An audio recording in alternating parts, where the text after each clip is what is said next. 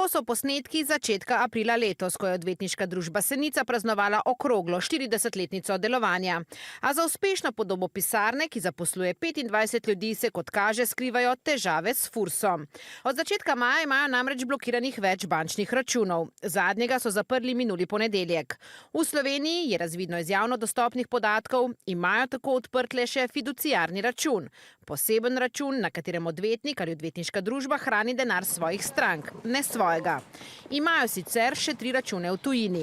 Pred kamere stopi Katarina Kresal, nekdanja predsednica LDS-a in notranja ministrica v vladi Boruta Pahorja, ki je z več kot polovičnim deležem tudi solastnica odvetniške pisarne.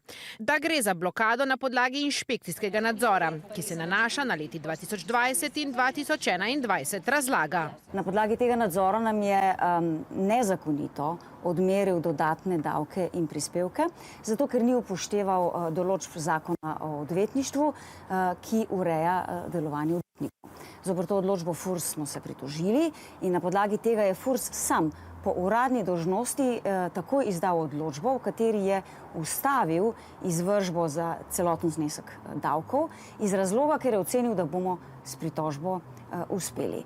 Ostal je torej odprt še znesek za plačilo prispevkov, ker se ga pač po zakonu ne da odložiti. Prepričana je, da so davčne obveznosti enkrat že poravnali in da jim je bilo z blokiranih računov rubljenih dovolj sredstev za poplačilo dolga. Še vedno pa čakamo odločbo od Furs, kjer smo zahtevali, da naj zmanjša znesek za tisto, kar smo plačali že 6 let nazaj. Prav tako Furs še ni upošteval plačil, ki so bila izvedena, in smo tukaj z blokado, ki je nezakonita, ki je ne bi smelo biti. In kaj pravijo na finančni upravi, ki je zahtevala blokado?